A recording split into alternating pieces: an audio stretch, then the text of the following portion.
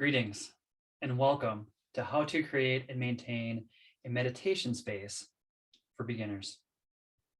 My name is Ian Somerville, and today I'm going to walk you through easy to follow step-by-step instructions on how to create your own meditation space, what to put in it, and how to maintain it very easily as well. But before we get into all that, let me ask you, are you the kind of person that values self-care and peace of mind? How would you like to have your own tranquil sanctuary right in the comfort of your own home? And have you ever tried to meditate in a less than ideal environment? Then you're not alone. And with this presentation, I'm going to show you how to have your own slice of the Zen River that you can access anytime you want. So why even have a space like this? Where's the value in having a piece or a place in your home for this kind of thing? Well, let me tell you, it's a really great place to practice self-care. And by that, I mean that especially if you are a person who feels very busy, you look at yourself as very much of a doer, then this is going to be a great place for you to balance all of that doing with the being. And for some of us, when we're doing all the time, it kind of gets out of balance. And so that's where bringing the being in, where you can have a place to just come and sit and relax and check in with yourself, as well as another great benefit is to be able to cultivate and work on that relationship with spirit, and to have a dedicated space to that practice will actually continuously cultivate the energy in that space to make it more palpable, to make it feel better, and to make it easier for you to go internal and be with yourself or be with whatever is there, which is really the point of most meditations and most practices, to be able to be with the what is, which is whatever is happening inside in any given moment. It's also a great way to honor loved ones who have passed on, and that could be pets and family members or dear friends. And so a way to kind of set up a little memorial for them, I'm actually going to show you how to do that. I'll be setting up a little memorial altar for my father, who's recently passed away. And an altar is just another term for focal point, or a piece of furniture that has special meaningful things on it in a meaningful space, a meditation space or a sacred space. And another reason to have a space like this is that it's really nice to give your mind a timeout, especially if you're more of one of those doer type persons. So if you're really busy with your body and work in the physical world, oftentimes I know people who are also very busy in their minds, that they have a lot of thoughts that might keep them up at night, or maybe just don't feel good overall. And this is a way to let go of the thoughts, or even just watch the thoughts pass and not attach to them, not give them significance. And so that's a really, really nice benefit to having a space like this as well. And the last reason why I'll give you is that the space that you're going to create, whether it's a whole room like this, or it's just a part of a room, it's going to have things in it that you love, that light you up inside, that feel good. whether it's crystals or little statues or photographs or plants, candles, incense. It's going to be a place where no matter what your emotional state is, you can find happiness in this space. If you're having a crappy day, you can come in and just relax and hold like a crystal that feels really good to you, something like this little citrine, and just let it be there. And then we'll work on that practice of being, breathing, relaxing, going inside in whatever method or way you'd like to do that. So now that we've talked about a little bit about why a space like this is important or what the value is in it, let me move over to what it is. How would you define it? Well, I define it as a place where I can nurture the non-physical parts of me. Think of it like a day spa for the soul. So a soul spa, okay? A way to relax internally, a way to really look at what's going on inside, whether it's emotions or maybe relationships, reevaluating or letting go, in a way, like I said before, to allow the mind to relax. And there's different ways to do that. I'm not going to get into any methods during this presentation, but you could like leave the mind at the door. You could watch the clouds of the thoughts flow by inside your mind, or whatever works best for you. So it's a space which is pretty cool. Unlike other parts of your house, the more you work on yourself in this space, the more you have the intention of connecting with the divine, with spirit, with angels and guides, or focus just on yourself, it cultivates that energy and that presence in this space. And so the more you use it, the more of a resource it can be for you, and the more easy you can tap into your breath, the more you can tap into what is going on in your heart center, which is your spiritual center, which is a great place to start working on yourself in that way, especially if you're a beginner. But even if you're not, it's still really valuable. And for me, I just can't imagine not having a space like this in my life for the self-care, for letting go of stress, for even taking a really, really nice nap. It's a really nice space to be in, to relax and let go and have that nice balance in life.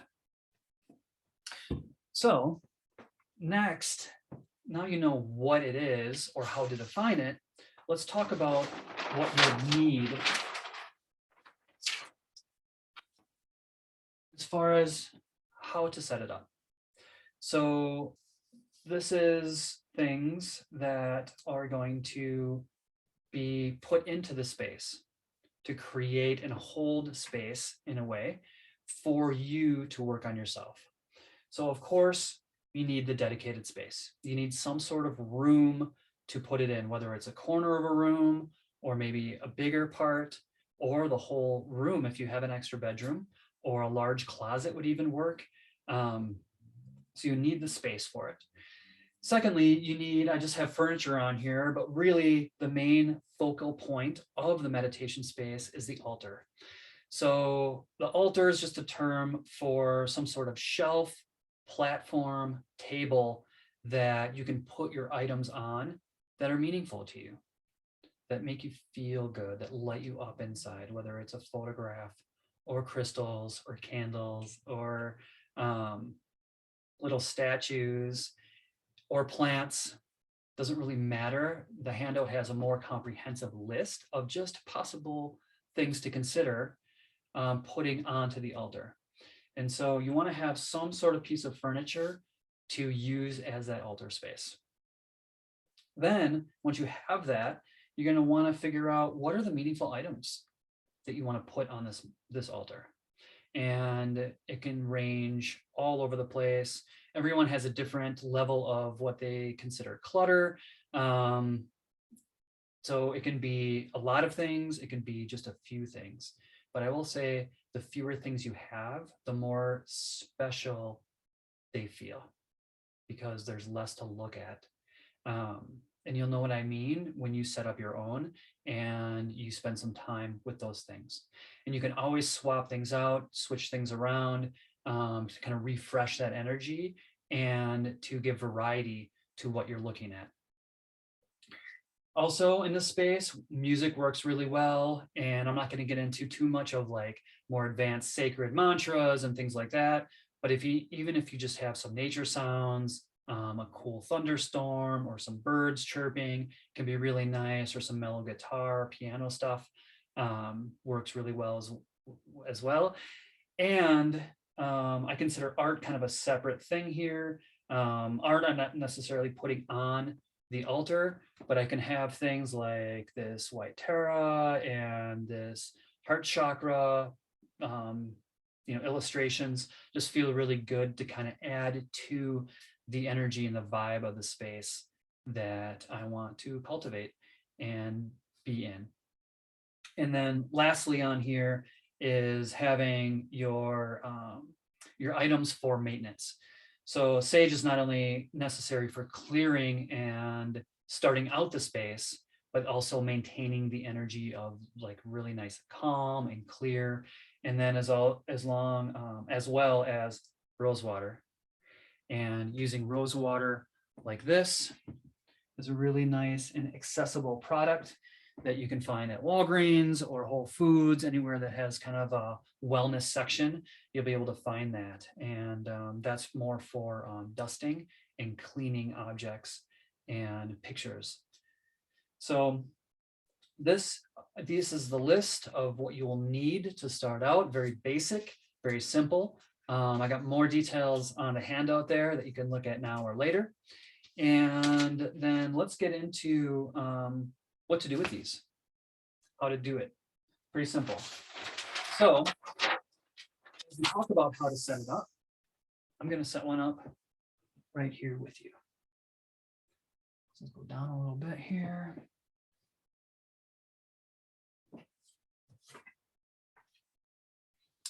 And so you have your space, which is where you're going to set up your altar and have your dedicated meditation area. Whether it's a whole room or a corner of a room, doesn't really matter. It just matters that you get it going, that you set up something. You can always expand or change it around later. In fact, I recommend that you do. So you have your where. Where's it going to be? And then next, the energetic clearing. So that's where the sage comes in. I have a little ceramic cup with some sage, loose sage in it. One thing that's really easy to find is the bundles. So it kind of looks like a roll of sage. And so just lighting it, getting some smoke going here. And this is what they call smudging in the spiritual world. Just a term, kind of more of a shamanic term, but a term for clearing the energy with white sage, smudging. So if you talk about smudging in spiritual circles, people will know that you mean that you're clearing the energy with sage.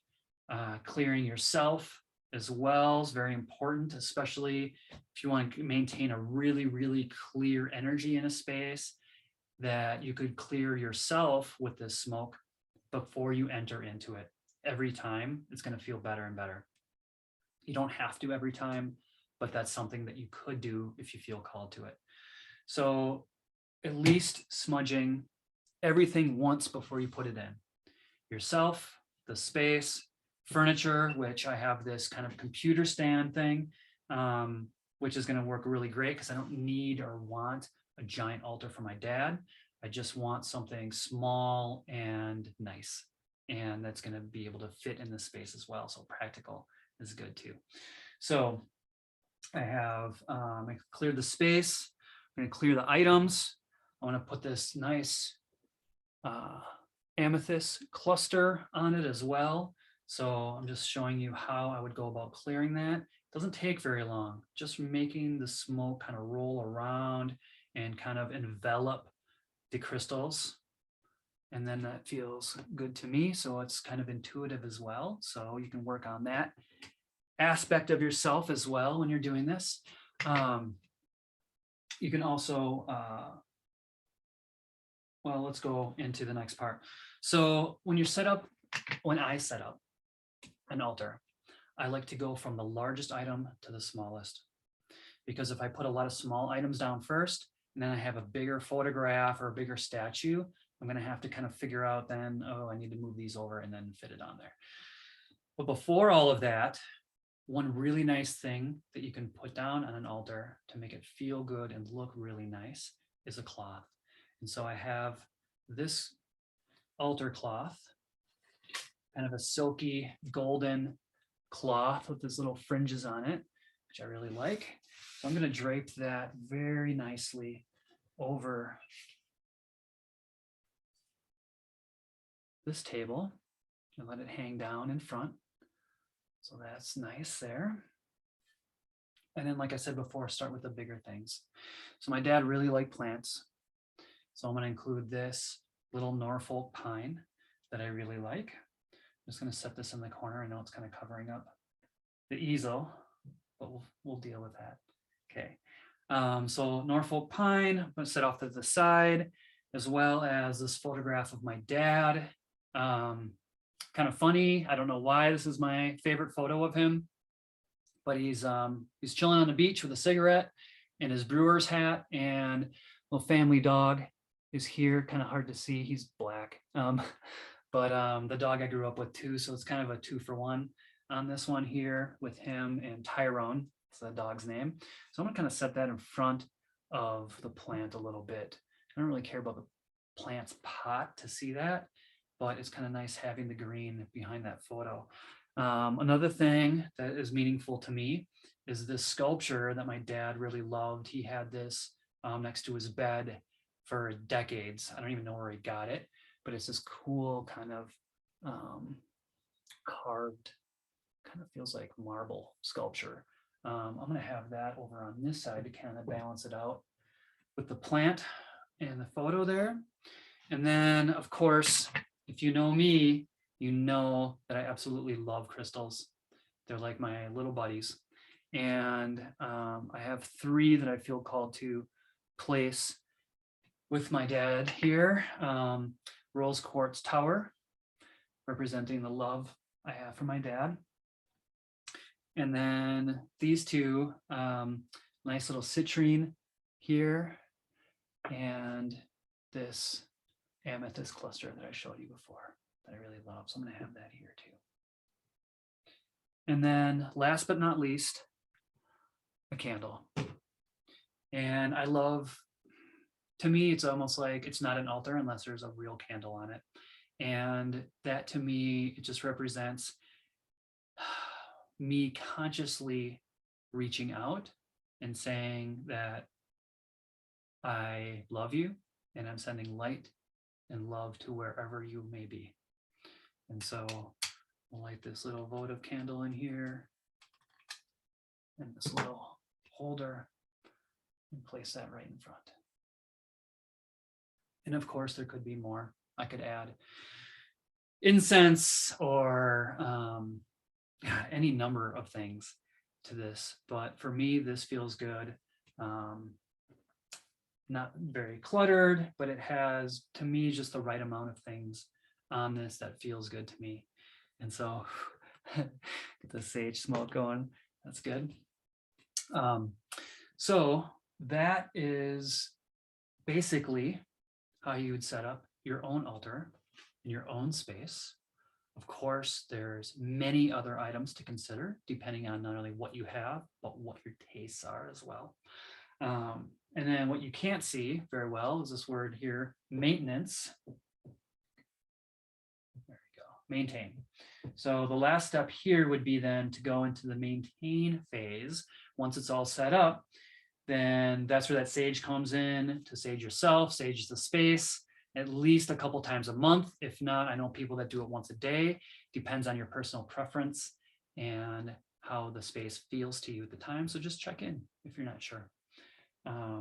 Check in and ask, do I need to sage today? And see what answers you get. Of course, rose water, like I said, this is a very nice and accessible product. And I would say it's necessary for maintaining the cleanliness of the items that you have in your meditation space. Use the easiest way to do it is to grab a brand new piece of paper towel, fold it nice, spray it. I usually do 7 sprays, sacred number, and then go into calmly, sacredly cleaning your items. And again, that's up to you as far as frequency goes. And then last but not least on this part is the vacuuming. So anytime I vacuum the house, which is at least once or twice a week, I'll just come right in here and vacuum in here as well. I'm also doing other things, which I'll explain in later videos that are more advanced while I'm doing that. But for now, just keeping the floor clean is going to help maintain that sacredness and that nice clean energy in the space. So now I would like to normally open it up for questions, and little press for time, but I would love to get any questions you would have and answer them promptly via email. So you all have my email address since I sent you that handout. Feel free to reply to me with any questions you might have, anything I, according to you, maybe forgot to cover or didn't cover on purpose, and any more advanced questions too, that maybe you are not a beginner and you have other questions that I could answer for you. So please send them over to me. I'd love to see them. And then let me sum up.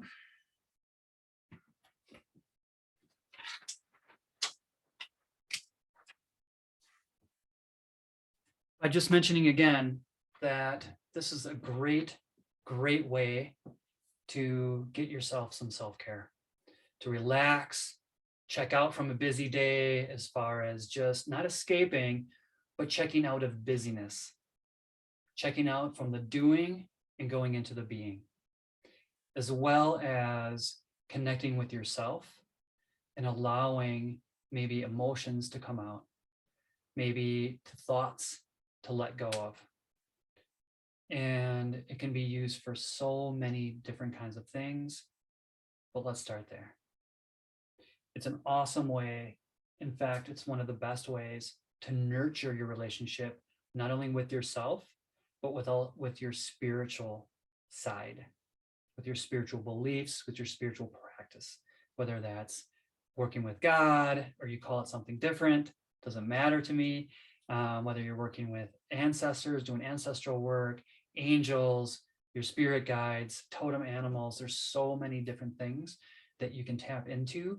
And a space like this really, really helps with that practice. Of course, it's a way to honor loved ones, whether it's pets that you've loved and still love, family members who have gone on, as well as dear friends. So setting up kind of an altar to them as a memorial and as a way to say, you know what, I'm still thinking about you. I still love you. And here, let me send you some light and some of that love.